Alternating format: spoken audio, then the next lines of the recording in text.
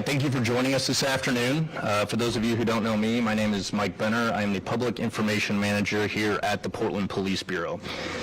If you can't tell by looking at the assembled group behind me, this news conference has been in the works for weeks. In other words, it was not stood up and planned in the wake of what happened Monday morning. I want to make that very clear, but we understand that is top of mind for the community and top of mind for people in this room. So before we get started, I want to share some brand new details that I just got from PPD's lead detective on the case. And I want to start out by saying that this will be coming out via flash news here later this afternoon, so don't feel like you need to jot everything down right now because a lot of it has to do with suspect description, suspect vehicle, things of that nature. But we can describe the suspect that we believe is connected to all three cases as a white male between the ages of 30 and 40 years old, balding or very short hair, medium to thin build, dark shirt, thin face. And we believe this suspect has a wealth of experience in metal fabrication and welding. The vehicle, as we described, is most likely a Volvo S60 from 2001 to 2004. It has places on it that are more matte in color than a standard shiny finish, tan or light gray interior, an aftermarket grille with the Volvo emblem missing. It has dark wheels, an unpainted body trim, and no front license plate. Investigators believe it is very possible the suspect intends to continue these targeted attacks across the area. Again, that information will be coming out in the very near future this afternoon. We will field some questions about that, but we're also here primarily to discuss next week and the public order events that might come on election night and the following nights. With that, I want to introduce our first of numerous speakers, Portland Mayor Ted Wheeler. Thanks, Mike. Thank you, everybody, for being here this afternoon. As we approach the 2024 election, it's important for all of us to come together and speak to you about Portland's commitment to supporting First Amendment rights while also being prepared to respond to any unrest. I'm certain that we all remember the impacts of Portland in 2020 after an extraordinary convergence of events, including the wake of George Floyd's murder, a trying presidential election, and of course, the global COVID pandemic. While these events left an indelible mark on many of us, it also taught us a great deal. And it also reinforced how important it is for all of us to be able to work together for the betterment of our community. Since 2020, our city has experienced substantial changes, many of which have already begun to positively shape the narrative for Portland's next chapters. Transitioning into our new government structure has strengthened our ability to respond holistically to the needs of our community and leverage the systems and the tools that we did not have in place in 2020. In short, we're in a very different position today than we were back then. As you're going to hear from many of our speakers, we now have a diversified, unified command team with a broader emergency management focus that includes a wide variety of local, county, state, and federal partnerships. We've been working for months on extensive and collaborative multidisciplinary planning to ensure comprehensive preparedness for multiple specific scenarios. And we have a strong alignment amongst leadership regarding our goals and expectations during any public demonstration. This alignment is grounded in strong support for lawful exercise of First Amendment rights, while also recognizing our broader obligation to ensure public safety for the entirety of the community. Well, we all deeply believe that our community's right and ability to exercise free speech is paramount, and I also believe the vast majority of Portlanders want us to come together in a way that does so peacefully. And while I'm hopeful it won't be necessary, we are prepared to interdict criminal behavior if it should occur. We stand together today to demonstrate these commitments and ensure that the community knows that we're united, both in our efforts as well as in our expectations. We will do everything possible to protect people's First Amendment right to demonstrate peacefully, but we are also prepared to address anything that is related to criminal destruction or violence. I'm pleased to have representatives from the Unified Command Team here this afternoon to speak more about these efforts and ensure that you know what to expect and how you can find additional information. And with that, I'll turn it over to our next speaker, Chief Day of the Portland Police Bureau. Thank you, Chief. Thanks. Thank you. I'm regularly asked two questions almost daily since I started a year ago. One is, what's going to happen on Election Day? What's going to happen during the week of the elections? I can tell you for the last year, the Police Bureau and the city, under the mayor's leadership and guidance and support of council, has been diligently working towards a level of preparation that I have not seen in my over 30 years of service. We've committed numerous resources to be able to support whatever is needed next week. And it's not just a matter of the Portland Police Bureau, but as represented by the men and women standing behind me, the regional, state, and even federal partnerships are stronger than they've ever been. And there is a unified understanding and belief, as the mayor said, that we want people to be able to express their First Amendment rights, but we expect them to do those within the law. And we will do everything we can to facilitate that through our outreach workers, through our bike teams, through our various resources and communication that we'll be sharing on a regular basis. But I am so grateful for the support and the unification we have around this message. We've had numerous conversations with business leaders and community leaders, some of which you're going to hear from shortly. And that's really the second reason, the second question that I'm asked regularly is why in the world I would come back at a time like this. And it's to be a part of something like this. Literally a year ago, when my wife and I were considering the acceptance of the mayor's offer, this was top of mind for me, that we could demonstrate not only to the city and not only to the state, but really to the country, what I know to be true about who Portland is, about what we want to be about how we want to show up, the story we want to tell, and that we want to change the perception, and we want to create an accurate perspective. And that's what's happening here. I'm thankful for the men and women of the Police Bureau who are going to be accepting the cancellation of all their days off and time next week as we all work 12-hour days to maximize our resources. I'm grateful for the other regional law enforcement partners that are going to support us in that effort. We will be providing information through our Joint Information Center and trying to be as transparent and consistent and as current as we can. We are partnering with numerous other comms departments, communication departments in various bureaus and other agencies. And as the mayor mentioned, finally, our unified command approach. This is not just a PPB-led effort. We're going to have, in a moment, I'll be introducing Shad Ahmed. He's our director from the Bureau of Emergency Management. And, of course, we're working with fire. We're working with city leaders and really have the entire city at our disposal to be successful. So I'm really grateful for this chance to be a part of this. It's a chance for us to tell a different story about Portland and to continue to build upon the renewal that's happening every day in our city through our city leaders and through our community partnerships. Director Ahmed.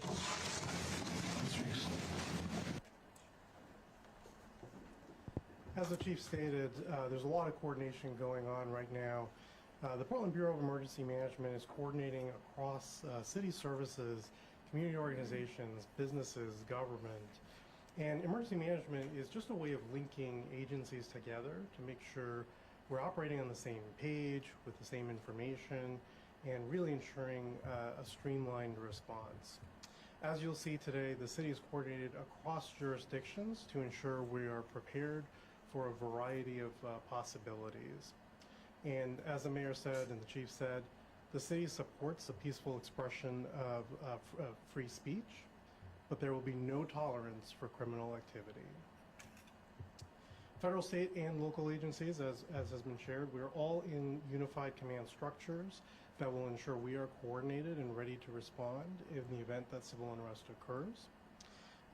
We are actively monitoring. We will be ready to respond quickly and professionally should anything occur in the coming weeks. We're also working with businesses. We really want to ensure businesses are ready to serve and prepared and able to serve the community with minimal disruptions. So we're working with business partners as well. And just want to stress overall, Portland's emergency response framework is really built for this moment. As you heard from the mayor and the chief, we have spent a lot of time, invested a lot to getting to where we are today.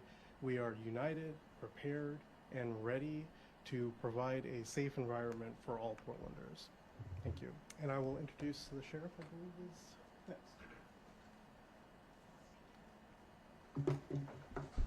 Good afternoon. I'm Nicole Morrissey O'Donnell, Multnomah County Sheriff. First, I want our community to know that the Multnomah County Sheriff's Office is committed to ensuring a safe and secure elections process. As with past elections, we are working closely with our elections office and our law enforcement leaders, and we have been for months leading up to Election Day, so voters can feel welcome and safe at all of our ballot drop sites. During the election period, we're deploying several resources, including uniformed and non-uniformed deputy sheriffs in marked and unmarked cars across our county, so they can be available to respond to any incident, as well as identify any concerns or activity that could be concerning across these locations. Staffing our main elections office with uniformed facility security officers who are welcoming voters, and they're also creating a physical safety presence during the business hours and ensuring that we have multiple resources to be available and in collaboration with all of our public safety partners and law enforcement partners to be able to respond if called upon. Any voter intimidation, disruption, blocking of access, or vandalism of these sites will not be tolerated. We will work swiftly. Any crimes that are reported to us will be fully investigated in coordination with our law enforcement partners, as well as with our federal partners when it's appropriate.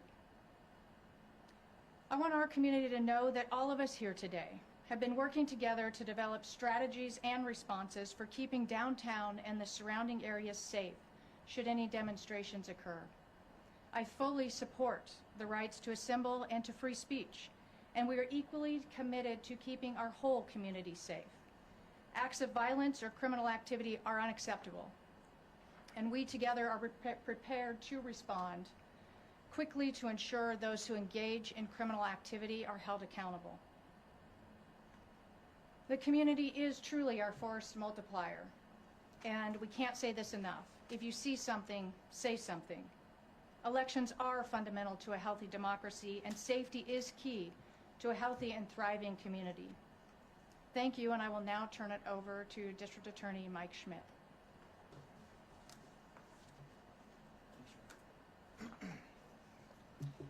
Good afternoon. I'm Mike Schmidt, Multnomah County District Attorney. Like my colleagues up here, I want to take this opportunity in the days leading up to our national elections and local elections to stand alongside these leaders and make it clear that while there may be some political tension in the days surrounding this election, regardless of the outcome, we want to focus on fostering a safe environment for everybody. Our office has met and continues to meet with law enforcement partners, and we're aligned on our commitment to appropriately investigate and prosecute criminal behavior. There's no place for violence or destruction in the lead up to or the aftermath of this election. And I want to affirm MCDA's commitment to maintaining a safe community. Make it clear that hate speech and violence of any kind will not be tolerated. And I'd like to encourage people to keep our community safe by respectfully navigating this election regardless of anyone's political ideology or affiliation. We especially ask this depending on no matter what the results end up being after November 5th. This election represents another opportunity for citizens to exercise their voting rights and the free speech rights, and I want to affirm our commitment to a peaceful and safe election here in Multnomah County. And with that, I will introduce Doug Olson, FBI Special Agent in charge of the Portland Field Office. Good afternoon. I just want to reiterate the FBO works alongside with our law enforcement partners to keep our communities safe. In the past, this city's seen a concerning increase in violence, instigators breaking windows and making explosive devices, as well as other violent acts. This kind of destructive behavior creates life safety issues in our communities, and it also puts a strain on law enforcement, which makes our communities less safe. The FBI respects and supports the rights of individuals to peacefully exercise their First Amendment rights, but I just want to echo some of the comments of my partners. We have zero tolerance for instigators who exploit legitimate, peaceful protests to violate federal law through violence or other criminal activity. The FBI's way of doing business has long been working together with our local, state, and federal partners. Our goal is to maximize the impact on the community, and that's what we're doing here today. The FBI will always support our partners in keeping our communities safe. Lastly, I'd just like to ask the public, if you've witnessed unlawful violent acts, we urge you to contact local law enforcement, federal law enforcement, or anyone who can communicate it to people in a position of authority. Thank you, and I'd like to introduce Jessica Vega Peterson, the Multnomah County Chair.